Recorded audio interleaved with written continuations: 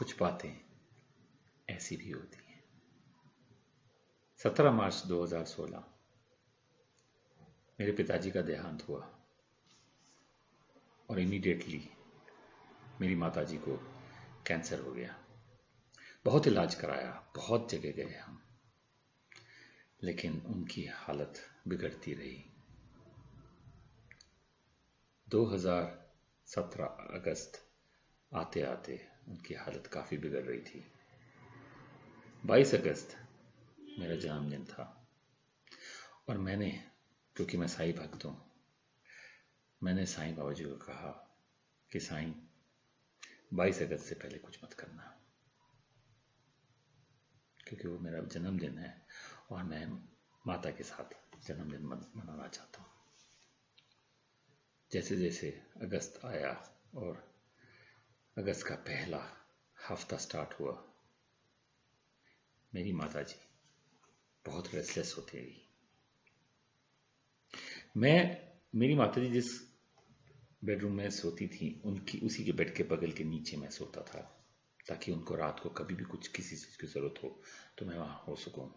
और बिल्कुल मेरे ऊपर एक भव्य सा मंदिर है जिसमें मेरी साईं बाबा जी की 2 मूर्तियाँ भी होती हैं, जो मेरी बहुत प्रिय हैं।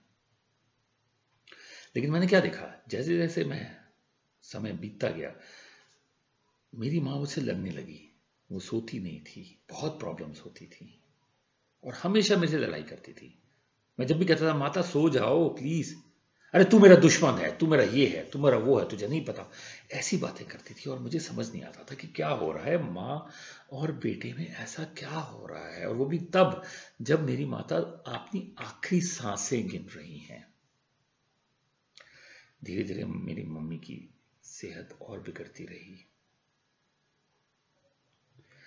और एक दिन जब मैं अपने ऑफिस गया हुआ था और वापस आया तो मैंने क्या देखा, जो मेरा भव्य मंदिर था वो नीचे गिरा पड़ा है।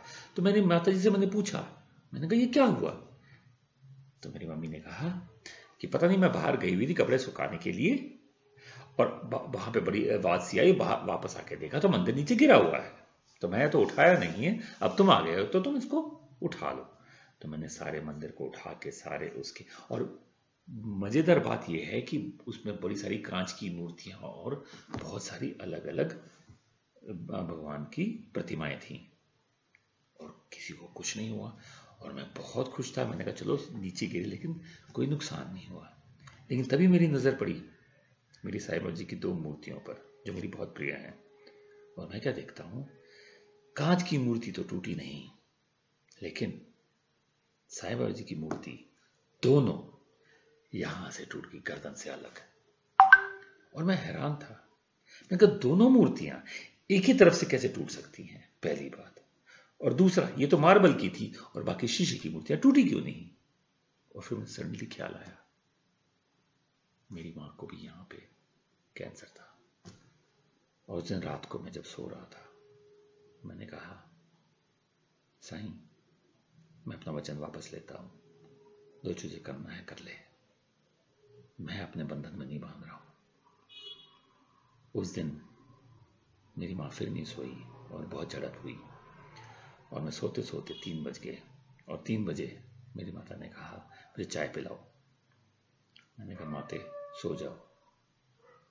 जब झगड़ा होता रहा तो मैं जाकर मैंने माता को 1 कप चाय पिलाई, 1 कप पिलाई। फिर उन्होंने कहा मुझे और पिलाओ। मैंने कहा कितनी पीनी है। उन्होंने कहा 3 कप। मैंने कहा मैं नहीं पिला रहा, पेट में एसिडिटी हो जाएगी, आपको वैसे ही कैंसर है और आपको नींद नहीं आ रही है तो आप मेरे पेट पे सो जाओ। क्योंकि मैं तब ऊपर सोने लग गया था, क्योंकि मंदिर नीचे गिर गया था, तो मैं माता के बगल में सो रहा था। और कह के मैंने कहा मुझे बहुत नींद आ रही है, क्योंकि पिछले 1 हफ्ते से मैं सोया नहीं हूं। और मैं सोने की कोशिश की, मेरी आंख लगी तो मुझे नजर आया मेरी माता मेरे सपनों में आई, उनकी आंखों में आंसू थे और मुझे देख के मुस्कुरा रही थी। मैंने कहा माते आप ठीक कैसे हो गए हैं इतनी जल्दी। और ये कहते ही मेरी आंखें खुल गई और मैंने देखा कोई मेरे पेट पे सो रहा था। मैं उठा और मैंने साइड करके लाइट जलाई तो देखा